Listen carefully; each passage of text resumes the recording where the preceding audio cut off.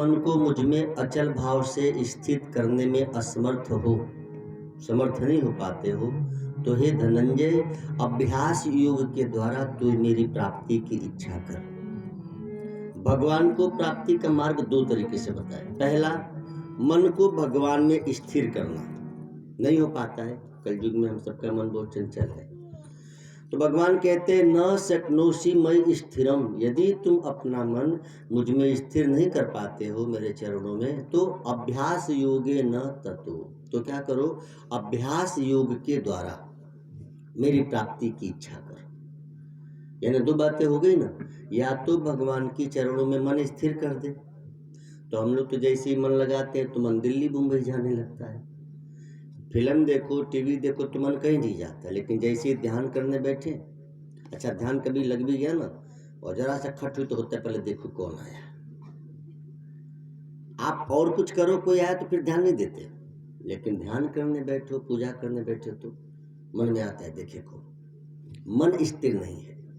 तो भगवान कृष्ण भी इस बात को समझते हैं, तभी तो कहे हैं अथम चित्तम समाधातु, यदि तेरा मन, तेरा चित्त माना मन स्थिर नहीं हो पाता है तो अभ्यास योग के द्वारा तुम मुझे प्राप्ति करने की इच्छा कर। तो अभ्यास किसको कहते हैं और अभ्यास योग किसे कहते हैं, है ना। अभ्यास किसको कहते हैं, तो लक्ष्य पर अपने चित्त को बार बार लगाना। चित्त माना मन, समझ गए। जो चीज हम चाहते हैं पाना या करना, उस पे अपने मन को बार बार लगाना, यह अभ्यास है। जैसे बच्चा अभ्यास कर रहा है, मतलब पढ़ रहा है, बार बार पढ़ना, तभी तो पढ़ने आएगा। तो अपने चित्त को अपने लक्ष्य पे बार बार लगाने का नाम अभ्यास है। मन को बार बार लगाते हैं, इसको अभ्यास कहते हैं। लेकिन मन से ऊपर उठ गए, मन को लगा रहे हैं और ये बुद्धि में आ गया कि मैं मन हूं ही नहीं, मन से संग विच्छेद करके ईश्वर का हो जाना अभ्यास योग है। बात समझ में आ रही, और आसानी से समझे। समत्व योग जिसको कहते हैं, भगवान सब में परमात्मा है, समदृष्टि रखकर ईश्वर की प्राप्ति करना अभ्यास योग है। और ये मेरा भगवान है, इसको मुझे पाना है, बार बार उसका चिंतन करना, ये अभ्यास है।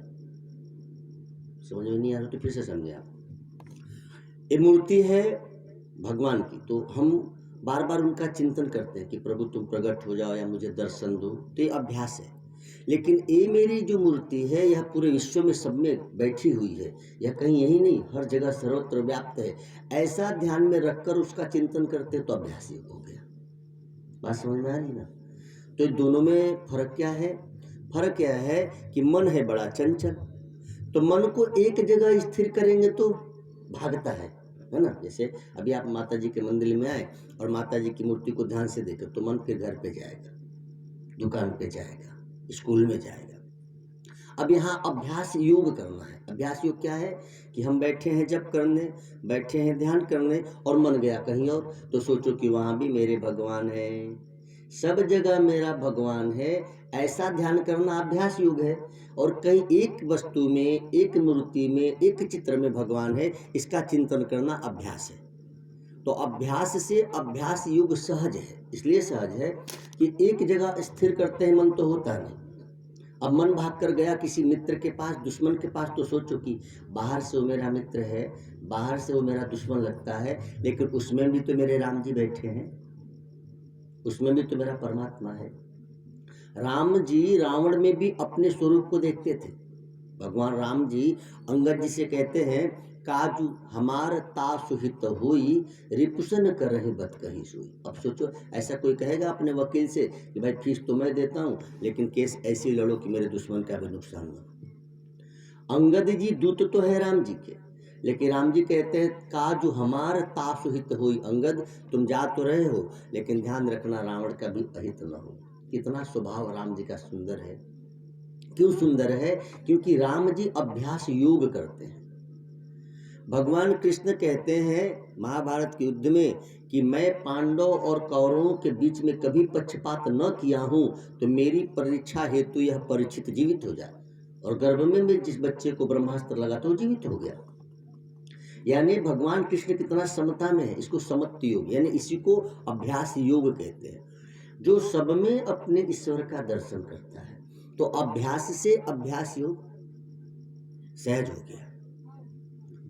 हम अभ्यास योग करें।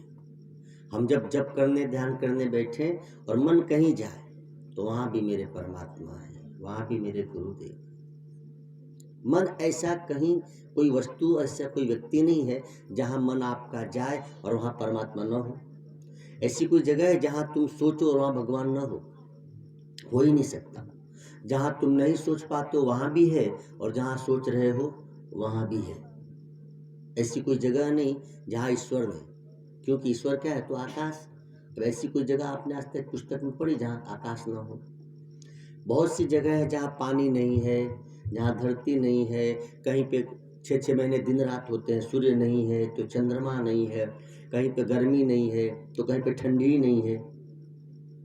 बहुत से ऐसे देश हैं जहाँ गर्मी नहीं होती, और बहुत से ऐसे देश जहाँ ठंडी नहीं लगती। लेकिन ऐसा कोई देश बताओ जहाँ आकाश नहीं है? ऐसी कोई जगह नहीं। तो अभ्यास योग का अर्थ यह है कि हम जब भी ध्यान करने बैठे, जप करने बैठे और मन आपका कहीं जाता है तो आप अभ्यास योग कीजिए। कृपानाथ, जा मनी राम, बेटा कहाँ जाएगा? वहां भी मेरे राम है, तू जा, जाएगा। मन जिस जिसका चिंतन करे, जहां जहां जाए वहां वहां अभ्यास नहीं, अभ्यास योग कर दो। अब बार बार मन को वहां से लाके भगवान में लगाओगे तो डबल डबल काम होगा। मन भागा, फिर लाए, फिर लगाए। चल बेटा भाग, तू जहां जा वहां मेरे राम जी है। तो मेहनत भी कम हो गई और साधना भी अच्छी हो गई। तो भगवान कहते हैं अभ्यास योगे न ततो,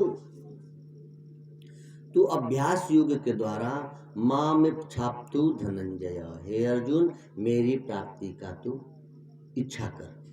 अच्छा, तो कोई इच्छा करने को कहे